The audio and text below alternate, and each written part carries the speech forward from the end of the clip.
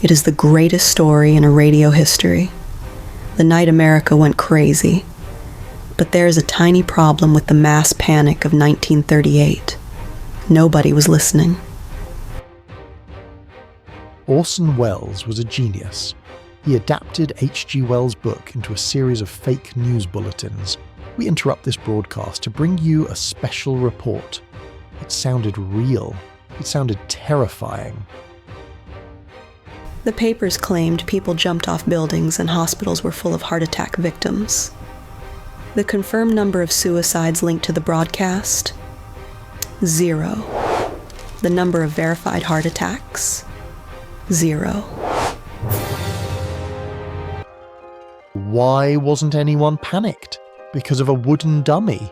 That night, the most popular show in America was the Chase and Sanborn Hour, featuring Edgar Bergen and his puppet Charlie McCarthy. A survey taken that night showed that 98% of radio listeners were tuned into the comedy show. Orson Welles had almost no audience. He was up against a juggernaut. The few people who did get confused were channel surfers. They switched over during a commercial break, missed the opening disclaimer saying it was a play, heard 30 seconds of screaming and got worried. But they didn't run into the streets.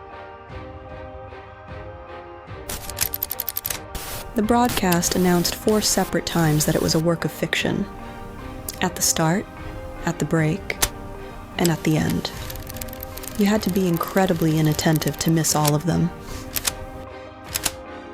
So why the panic story? Money. In 1938, radio was the new media giant stealing advertising dollars from newspapers. The papers hated the radio. When newspapers heard a few people called the police asking, "Is it real?" they seized the opportunity. They exaggerated it 1,000 times to prove a point. Radio is dangerous. Radio lies. You can't trust news unless it's on paper. It was a smear campaign.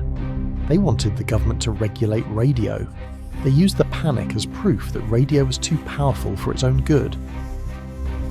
Welles played along. He gave an Oscar-worthy performance as the sorry young artist. But secretly he loved it. The publicity launched his career to Hollywood. It's just Did people call the police? Yes, about as many as call when the power goes out. They were asking for information, not screaming for help. The only real damage? A few drunk locals in Grover's Mill shot a water tower they mistook for a Martian. That was the extent of the war.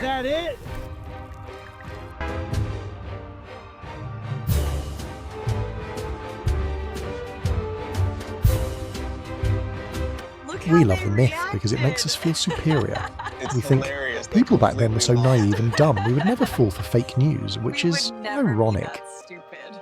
The War of the Worlds didn't prove that Martians were scary. It proved that the media was manipulative, and that hasn't changed a bit.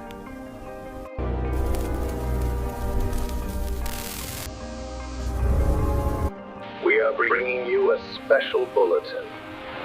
An army of machines is advancing on the city.